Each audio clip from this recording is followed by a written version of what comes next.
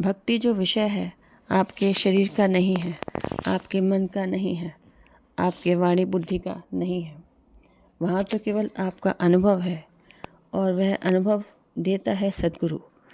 सद्गुरु का जब दर्शन होता है, सद्गुरु के ज्ञान से जब हम जुड़ते हैं तो हमारी चेतना ऊर्ध्व होती है, हमारा बंद कपाट खुलता है, हमारी ब्रह्मनाड़ी खुलती है, चेतना ऊर्ध्व होती है और तब हमें अक्षर का प्रकाश अनुभव होता है। जिसके जीवन में अक्षर का प्रकाश नहीं है उसे कभी भी अपना अनुभव नहीं होगा।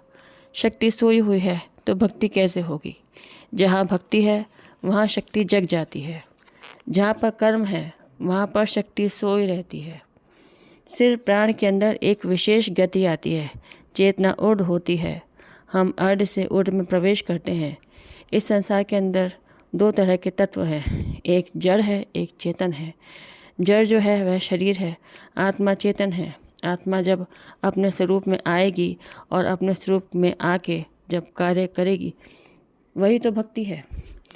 जीवन भर हम गीत गाते रह जाते हैं, मन का, माया का और संसार का। अपना गीत कौन गाता है? अपने घर की पहचान किसको है? दिन रात हम लगे रहते हैं संसार के कार्यों में।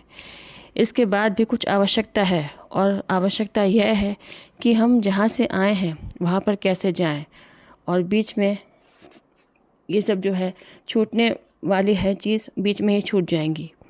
स्ववेद के अंदर सतगुरुदेव ने कहा, संसार के अंदर जो भी सुख है क्षणभंगुर है, नश्वर है और उस सुख से कभी शांति मिलने वाली नहीं है। शांति मिलने का रास्ता एक ही है, वह है साधना, वह है सत्संग, वह है भजन। और वह तभी संभव है जब हम विहंगम योग से जुड़े, सद्गुरु के ज्ञान से जुड़ें। यह जो चक्र है आवागमन का, यह जो चक्र है आने जाने का, यह जो चक्र है 84 का, इस फंदे से छूटने के लिए एक ही रास्ता है, एक ही मार्ग है और वही मार्ग है विहंगम मार्ग।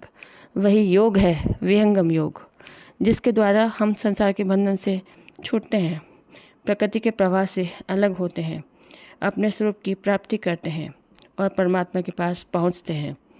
हमारा सौभाग्य है कि हमारे बीच वह सद्गुरु आज भी अव्यक्त रूप से उपस्थित हैं। वह सद्गुरु शक्ति दे रहे हैं, शक्ति भेज रहे हैं, हम शक्ति का अनुभव भी कर रहे हैं। हम सभी चाहते हैं कि हम उस अथाह सागर में प्रवेश करें, लेकिन प्रवेश कौन करेगा? जिसके ऊपर सद्गुरु की विशेष कृपा हो जाएगी। बोलिए सद्गुरुदेव की जय।